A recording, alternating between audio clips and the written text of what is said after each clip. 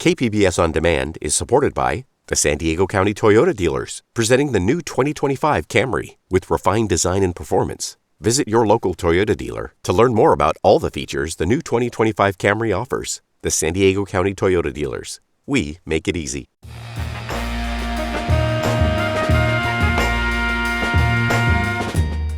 Welcome in San Diego. It's Jade Hindman. Sports are for everyone, no matter what your ability is. So today we're going to tell you about a couple of inclusive programs right here in town. This is KPBS Midday Edition, connecting our communities through conversation.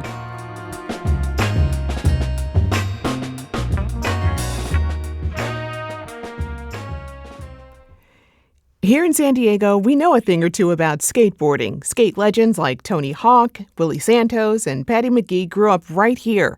Plus, a new generation of San Diego skaters just made their Olympics debut in Paris. But did you know that San Diego State University has a whole research center for skateboarding, action sports, and social change? Well, they do, and they're now partnering with Tony Hawk's nonprofit, the Skate Park Project, bringing skating to low-income communities. Joining me now to talk about it is Neftali Williams. He's the director for San Diego State University's Center for Skateboarding, Action Sports, and Social Change, also assistant professor of sociology at SDSU.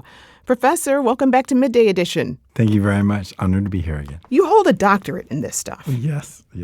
What is it specifically? Because I'm sure there are a lot of people who might be interested in pursuing something like your career. Oh, thank you for asking. So my degree in particular is in sociology of sport, and that's really understanding the nuances of what, for me, skateboarding means to the culture, how the culture itself of skateboarding has evolved, and what does it do and how does it connect to larger things that are going on in our lives. Very interesting. Well, congrats on this exciting initiative. Thank you. Tell me, how will partnering with the Skate Park Project advance your mission here?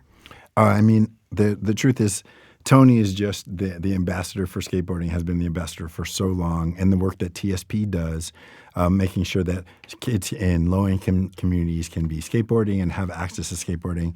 They're just really the leaders in the field. And so one of the things that it does for us is it adds another level of connection and legitimacy to the work that we're doing. And we were already doing research work and sort of partnering with them on small things, but now to be an official partner where we're working towards all kinds of new research together. One of the first things that we'd done before was thinking and finding out how skate parks brought kids together from all kinds of diverse communities. Now, previously, of course, the Skate Park Project has been doing the work for 20 years, and they had lots of, personal anecdotes about how skateboarding was helping people, build community and work towards a future. But what we added to them is the research element to actually go here's the qualitative and quantitative results, the actual evidence to show this is what skateboarding does. And so this partnership just really deepens that and allows them to have more ammunition in getting skate spots and skate parks built, and actually to help all of us who are skaters like myself to see that skateboarding and action sports belong in academia, because not every kid is going to want to be a pro skater or have the ability to be a pro skater. But now they can think about how they can contribute to skateboarding culture through their work at the university, their design, engineering, all of those things that we do well as a university. Now we're creating that entryway for young skaters to see themselves in multiple lanes, not just pursuing a pro career. Wow. Well, we got to dig into what skateboarding does for a community. But before we do, everyone in the studio, our producer, our technical director, they want to know, have you met Tony Hawk? Yes. Yes, I've met Tony, and I'm actually on the board now for TSP, which is the Skate Park Project. And so I work with him. I see him, pretty regularly. But I will tell everyone that I am still always in awe every time I see him. So he'll hear this and he'll laugh, but it is the case. Even when we were in Paris for the Olympics, he was there in the Olympics, and we caught up quickly with him and his wife and kids. And but it is still, I pinch myself all the time to go, I can't believe I've done the work to be in the same space as, our greatest spokesperson. It's a thrill every single time. That's awesome. Well, one thing that is so powerful about skateboarding is its ability to bring people together, regardless of socioeconomic status. How is your center honoring that? Well, one of the ways that we're looking at it is understanding since so many people can be together through skateboarding, it's like, well, we need to dive deeper into that research and create more opportunities for that to happen. So the way, listeners might be thinking is, oh, does that mean more skate parks? That is great, of course, but we're focused on thinking through how do we make San Diego be a better, more sustainable, more community with more social cohesion? And the way that we look at that is thinking, why don't we do smaller things like which we're going to pilot at SDSU, like skate spots and skatable sculptures? Now, the way to think about that, I'm sure your listeners are skatable sculptures. Yeah, I was going to ask, what is that? Right, what does that mean? What we want to do is think about ways in which we know that skateboarding at the skate park brings intergenerational learning. From age 8 to 80, everybody can be using the space and learning how to share the space, learn how to interact with each other. First of all, that's what we want to happen everywhere, right? So why is that magic only happening at the skate park? How do we take these things that are happening there and put them out for the general populace? So one of the ways there is to design art and architecture that is skatable, but also can be multi-use and multifunction, right? It can serve as a bench. It can serve as a play area for kids who aren't skating. It can serve as art for those who are just being observers.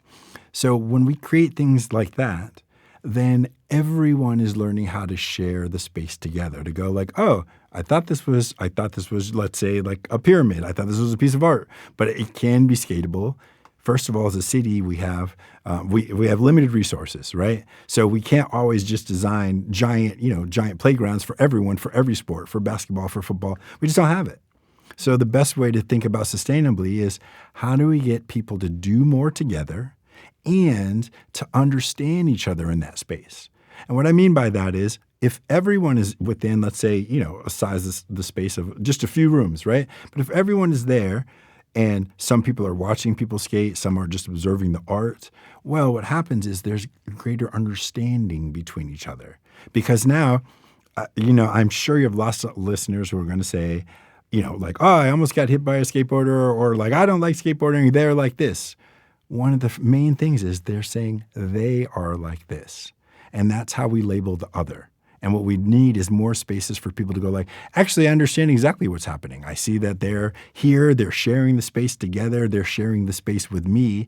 And again, that 8 to 80 that can be using that space or learning to enjoy that space together, that creates a greater understanding. Right? That's sort of the key thing. The skate park lets it happen when they're skating, but now people can also, who are non-skaters, go, oh, this is a beautiful space. This is a beautiful art, but it's serving multifunction, and they feel more connected. Sure. Okay, so you mentioned pyramid, but describe for me what this skatable art might look like. Give me an example. Paint the picture for me. Oh, it's so funny. So I just got back from a conference that was in Bordeaux. This movement is happening all over the world. People are literally just working with artists. I've seen some that are the shape of like interconnected hands together to do an actual handshake so that people are looking at the sculpture that says we should be together, and then they can enjoy it in multiple facets in multiple ways. So that's just one example. But for any of the artists that are listening to this piece later, we are looking for artists who want to work with metal or concrete or other sustainable materials. So those are the things that are the future. And doing it at SDSU means we have the students who are building the future right now. And so it also allows those students to go, oh, I like to skate, but I'm not trying to be a pro skater, but I would love to design art or get in architecture and design to think about something that could be beautiful, but also serve multiple functions. I want you to be able to sit on it. I want you to be able to skate it. I want you to see things as an object of art that everyone can appreciate. And that really will build a better community where more people see each other and understand like, oh, this does multiple things. That's what the community should be, engaging multiple people. Any other cool projects or partnerships you're working on in the world of action sports? Well, we do a lot with Burton and with Red Bull. In particular, with Burton, there's a project called Culture Shifters that's led by Zeb Powell, who is absolutely amazing, African-American snowboarder who is just, setting the world on fire. He just did a new deal with Jordan the other day. And Salema Masekela, who is VP for Culture for the X Games.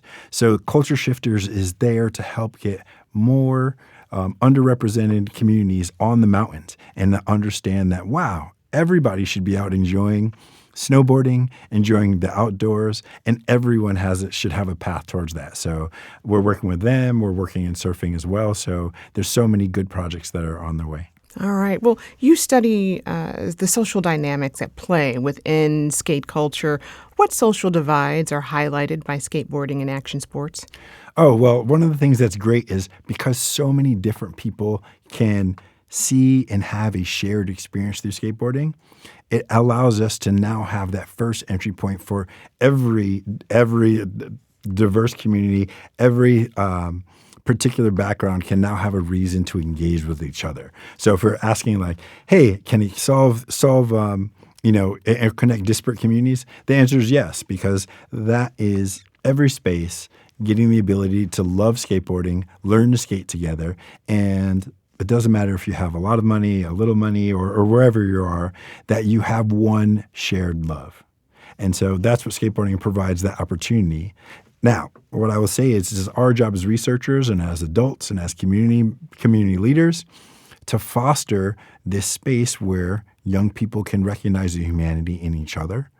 And so we need to build more opportunities for that, and not just for the young people to do it, but for us to also as adults go, they're doing something special here. Maybe we need to foster some more social change and a little bit more connectivity outside of skateboarding. So I look at this as just the sort of the pilot project, right? We take care of the youth, but really we're just taking care of ourselves. We want them to be the best versions of us, so we should have less ways in which we feel disconnected. We should be working at every instance to build more connections. I'm curious how the current political environment is affecting your work, both at the Center for Skateboarding and as a professor of sociology. I would say that right now my focus has always been the same thing. Skaters are marginalized at all points, right? We look at football. Football it's great at SDSU, at basketball. All of these young people do not have the opportunity to be seen in the same light as other students. And so right now it's a really interesting time to be able to think about who isn't seen and why are they not being seen? And if that's happening to the general populace, how can we take what we're doing in skateboarding and make that a way for everyone to be seen? Because the truth is, skaters have so many different backgrounds. My job is to make sure that they are seen, respected, and have a place at the table. And so naturally, all of their other identities that they bring come to the table as well. And I think that is really great. Just in particular, there's such a rich history of diverse skaters over time. However, a lot of folks don't know that. And my research, in particular, the new book that is coming out called the Skateboard Life, that really highlights the fact that there are so many skaters with so much history in the United States. But that's why skateboarding is global, is because everyone, Asian American, LGBTQ skaters, women, everyone has a history within skateboarding. And we need more things and more activities where we embrace those unique histories so that everyone can feel connected. You just dropped something I didn't know about, a book. What? Yes. So I have a new book that will be coming out. I'll have to ask the publisher, but I believe our drop date is September 30th, and that's called The Skateboard Life. And then in particular, it talks about generations of skateboarding and skateboarders who've been the movers and shakers, the people behind the scenes who've made skateboarding be this like rich tapestry, this rich history that it has. And it really is something where you'll look at it and go, there's somebody here who looks like me, who has a history or experience that's like me, and that is what we don't have enough of. It also really makes me think like that's the difference between skateboarding and other sports, is the fact that in skateboarding, everyone has been building this history and this culture together. And so from Daewon Song, right, we have Asian American skaters, Marty Grimes, our first African American pro skater, Stephanie Pearson, first African American woman pro skater. Like the list just goes on and on. And that is special and unique because no one can tell you that you are not a skateboarder. It's a thing that you decide yourself. If you feel it and you're putting the effort in, well, then you are it. And in a world where people are constantly saying, don't do this or you can't do that or we're not acknowledging who you are or what's going on, no. You acknowledge yourself as being a skateboarder, and that is enough for me. That's it. Well, I mean, you got the book. I mean, you're a very busy person here. And last summer, you were the first ambassador of skateboarding and envoy for the U.S. Department of State at the Paris Olympics. So what's it been like to see skateboarding grow on the Olympic stage? It's amazing. And, I know there are skaters who originally were like very nervous about it. And they're saying like, oh, well, now it's going to make it more corporate or it'll sort of – the term that's used in academic circles is sportify, right? We've turned it into this other thing. But what I knew then, and I still know now, is that skaters are not going to stop being themselves. They bring all of their histories to the stage. And some skaters use it. They were just skateboarding the best that they could, but some used it also as a side of protest or activism. And it will continue to be a space where skaters are using the platform to be the best that they can be.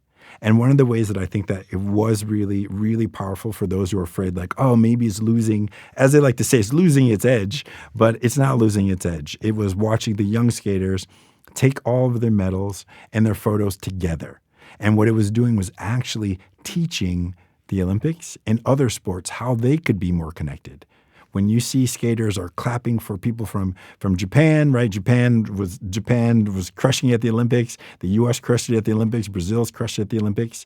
That's a genuine love for each other and celebrating everything new and unique that goes on. And I'm sure when you watch, unfortunately, sometimes when you're watching other sports, there's the pressure from the nation to be the best. And if you don't perform, your nation is upset with you, or there's just so many things that there's other pressures that keep it from just being a great time. And what happens in skateboarding is still, while the Olympic stage, it is still skaters getting together, enjoying and reveling in the fact that like, hey, we are here, but I loved you yesterday, I'm going to love you tomorrow, and they're going to still skate together. And that's something that we want all our children to understand, to like be the best you can be, but also still have a love for the other people that are participating in. There's just so much for us to learn from skateboarding on so many different levels. Yeah. What are you excited about as you look at the future of skateboarding in our region? Well, I will say I'm excited about the work we're doing at the center and the way for people to think about how skateboarding is, one, getting kids active. And again, when I say kids, that's all ages for everyone to be active. Okay. I say 8 to 80. That's one of the things that is happening is everyone from every age group is now participating and seeing that, oh, it isn't just for kids, it's actually for me. So I'm excited for more people to see that and for more people to understand that their kids can see the university as a place for them and that their skateboarding identity is something that will help them get into architecture, design, entrepreneurship, or to just be the community leaders that they might want to be. So there's a lot to look forward to. I've been speaking with Naftali Williams. He's an assistant professor of sociology at SDSU and director of the Center for Skateboarding, Action Sports, and Social Change. Professor Williams, thank you. Thank you so much.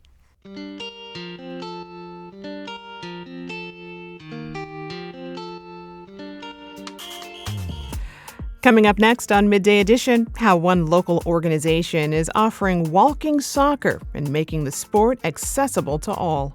Provide programs for everybody, regardless of your age or who you are or your mobility issues. We believe that there's a pathway for everybody. That's next on KPBS Midday Edition.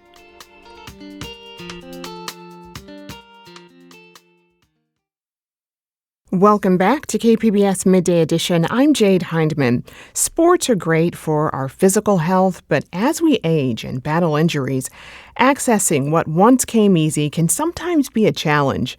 Well, one local organization is looking to open up soccer for people with a wide range of physical abilities, and particularly middle-aged and senior women. Last week, KPBS Metro reporter Andrew Bowen talked with the co-founders of the organization Kicks and Giggles, Basma Oshiba and Chelsea Scholes. Here's that conversation. First of all, how did you all get into soccer? What drew you to this sport? Basma, I'll start with you. Well, I played when I was in high school years ago, and I wouldn't say I was the best player, but I always liked it playing in a social aspect. And when I met Chelsea, she played more in a competitive high level, and I played on her team, and she kicked me off her team, seeing how well I was. Wait. She kicked you off the team? Explain what happened. She told me to come sub for her because she had to go coach the club she was at. And so I subbed in for her, and she showed up at halftime, and she saw how I was doing and called the ref sub and pulled me right out. Okay, well, how about you, Chelsea? What got you into soccer? Well, I actually grew up just in diapers, I'm from Manchester, so it's in our blood, soccer, so we call it football over there. So I grew up from such a young age watching it with my grandparents, and it just went from there. And then I just always had a ball stuck to my foot. And then here I am. I came out here at 24 to coach the soccer. And I'll never look back. And I have to ask about the name of this organization, Kicks and Giggles. So who came up with it, and what's the story there? Together, we watched dogs on the side, and we were walking one of the dogs. And we was trying to come up with names, and we knew we wanted it to be fun because that's who we're about. We want to be educational and it'd be fun. So we was coming up with names like Laughing, Sharpshooters, I think it was another name we came up, and then Giggles. I'm like, it's got to be something with giggles. And literally, as we're saying that, the dog that we're looking after starts to goes to potty and does a big dump. So we're like, oh my God. The famous phrase. And with the famous phrase. So we put them together like Kicks and Giggles, and it just stuck from there. So it's a great story. Right, a phrase that's not safe for radio, Exactly. But Kicks and Giggles is perfectly family friendly, I see. And so what is the goal of this organization, and tell me about the kinds of programmings that you offer? Yeah, well, we just want to be available. We think that soccer is for everybody, and we really want to focus on that and provide programs for everybody, regardless of your age or who you are or your mobility issues. We believe that there's a pathway for everybody. Our focus was to really make it fun. We want to make sure people are having fun playing soccer. Chelsea used to coach at different clubs, and that's something she noticed that was removed from the sport. Yeah, the fun was just taken out of it. Like I felt like children wasn't able to express themselves because they was too scared to make a mistake.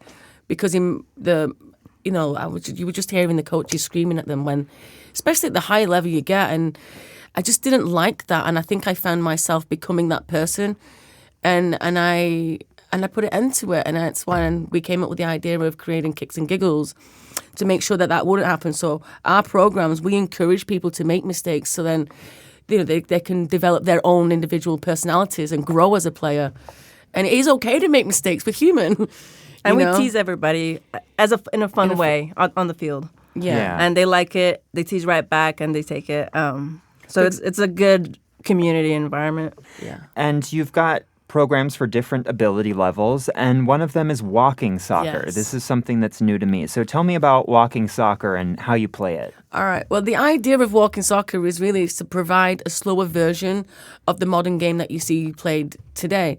So it can accommodate for people who, they might have maybe just trying out the sport for the first time, or maybe they have an injury that they're coming out of and they want to get back into playing again, or maybe they have mobility issues as well. So they just want to just come out and just enjoy the game, at a much more relaxed social environment.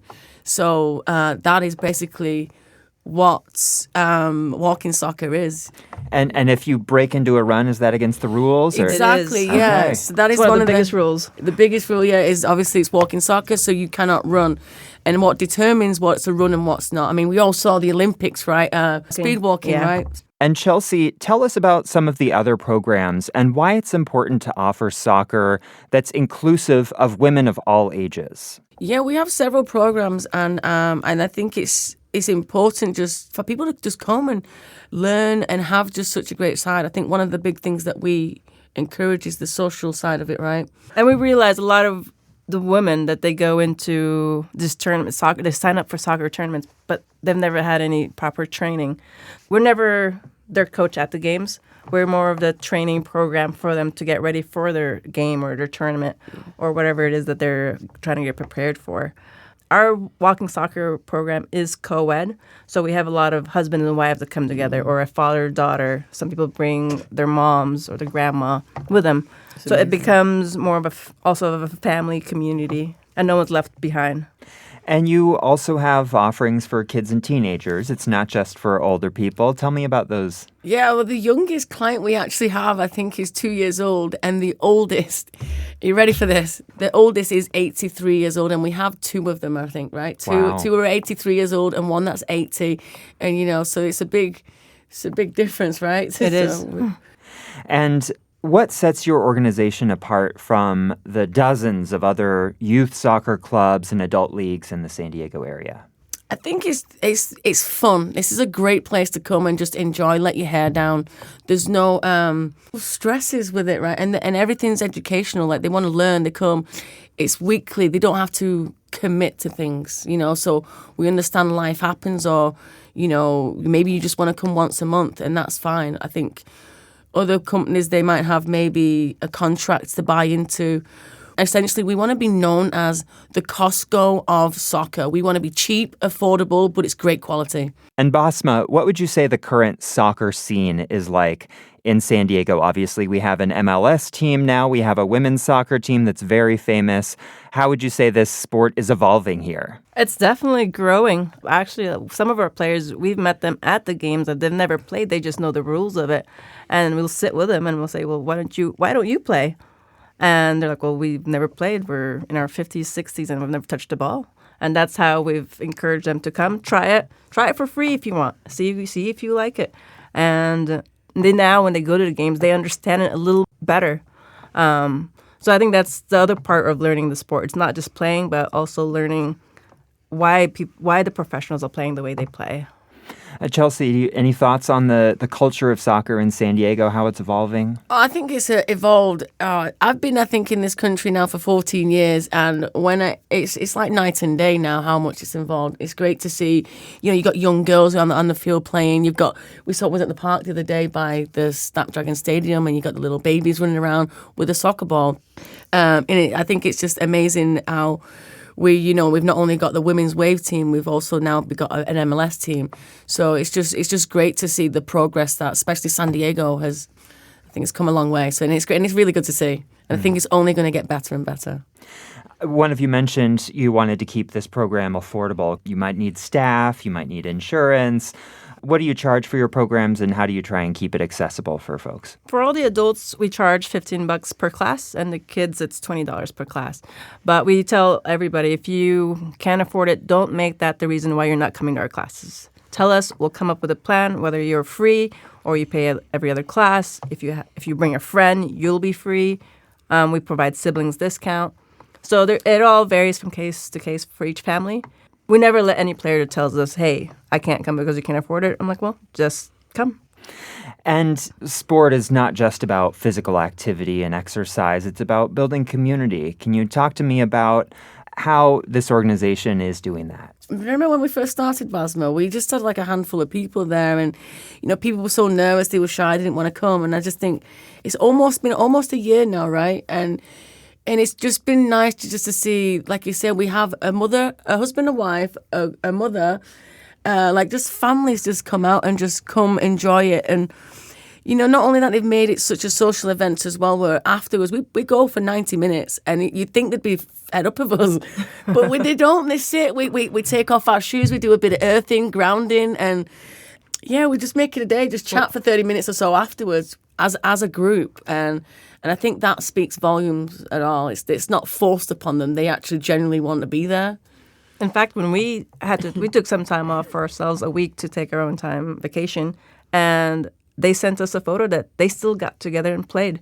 That's how much that we've built like this community, this family, that they still want to get together and play together and be social. Because that's something we found with the seniors is they're quite lonely when they're retired and they're at home and they have nothing to do. Yeah. So they look forward to our Sundays. Yes.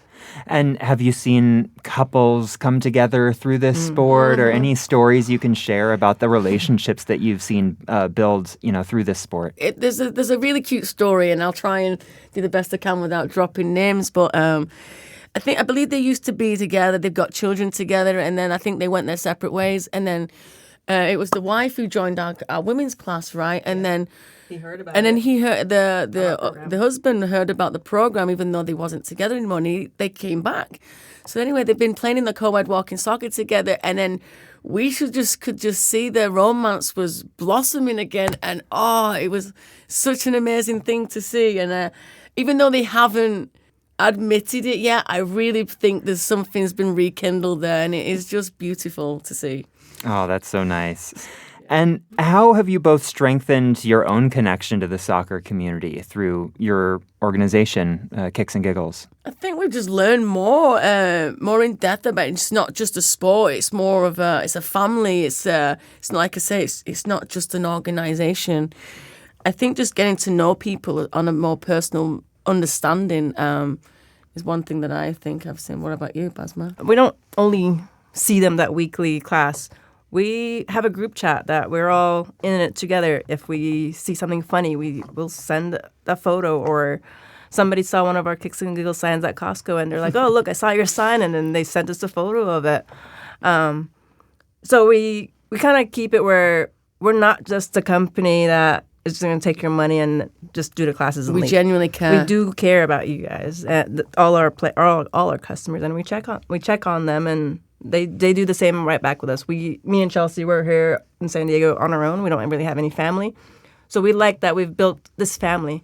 And we did last December, we did a get-together at the Bay picnic, a potluck picnic. We didn't think we'd have anyone turn up. We'd just started the walking soccer program, right? We'd not long been there. And all these people showed up with lots of stuff that they've cooked homemade meals. And it's something that me and her have missed a lot. And until today, they're asking, when can we do this next potluck at the Bay? And we just put a couple goals up, and they played. They brought their kids, their families, whoever that they wanted, and everybody kind of just clicked around and ate. And it was only supposed to be for 3 hours. We ended up staying in bonfire. We ended up bonfiring into the sunset. It was super nice, and it blew me away because I just didn't expect it either. And it felt nice, yeah.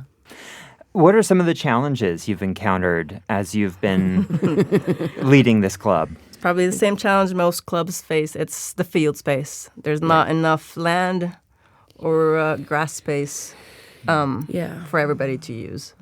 That has been the most actually frustrating thing because, we see that there's grass available. And, for example, I work at a school in La Mesa, and we go to use their grass. I put on a free class, I think, for the people at school. And then we was asked the following week that we couldn't come back because it was rented, even though the field was open, though. No one was actually using that space. But because another soccer organization had closed it out, we couldn't be able to go. So we had to keep moving fields and fields. And, and it's frustrating for families, right? They've got children, and some are in multiple sports. So I think that for me is what's been a bit frustrating. We've got a lot of land. Why can't we use it? And I'm all about sharing. Sharing's caring, and just being in community and working together. Not this is mine, you can't use it. And how can people get involved with Kicks and Giggles? Where do you guys play? Where do you train? And where can people sign up?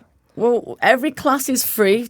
We would like everyone to try all the programs for free because we believe that it's a good program, and if it's a good fit for you and you enjoy it, you'll come back. If you don't, then, well, that's fine. You go and find something, what's more suitable for you. Yeah. And then when they want to join, they'll either they'll email us or they'll call us or send us a message on Instagram. And they'll ask us about our program. And then we'll tell them where they can sign up is on our website. That's just so they can fill up the waiver, little information about themselves. And currently we've been playing at SDSU Mission Valley River Park. That there's a lot of fields over there, and it seems that everybody there is quite friendly to share the space.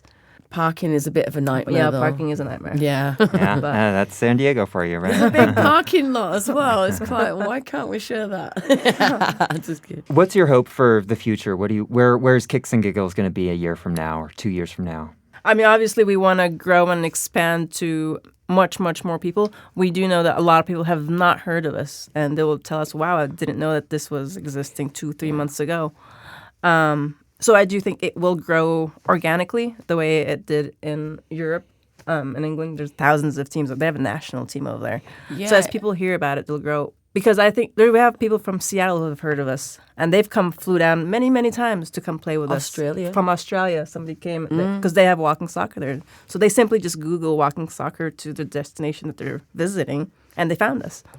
Well, I would love in the future, the end goal is just to have my own little, Kicks and Giggles have their own facility. I'd love it to be grass in an ideal world, and, just provide a program for everybody, And we have a friend who, she used to be a nurse and she lost her limbs, and it's really hard. It hurts my heart to see that she wants to do things, but there's nothing for her.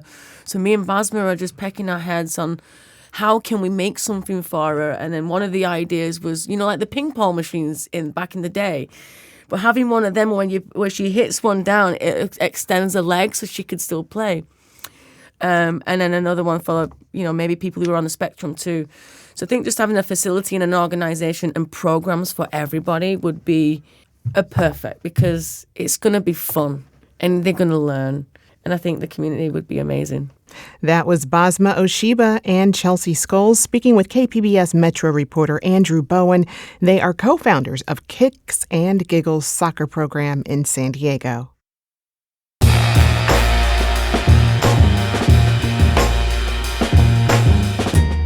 That's our show for today. I'm your host, Jade Hindman. Thanks for tuning in to Midday Edition. Be sure to have a great day on purpose, everyone.